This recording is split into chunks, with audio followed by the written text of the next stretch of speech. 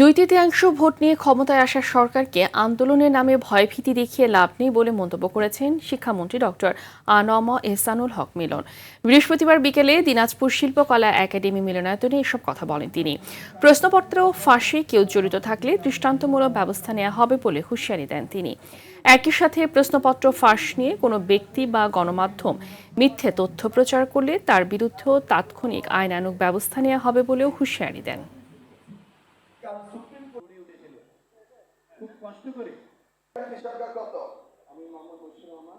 যদি কেউ প্রশ্নপত্র আউট হয় এবং তার সাথে সংশ্লিষ্ট থাকে এমন ব্যবস্থা নেওয়া হবে যে সারা জীবনের জন্য মনে থাকে।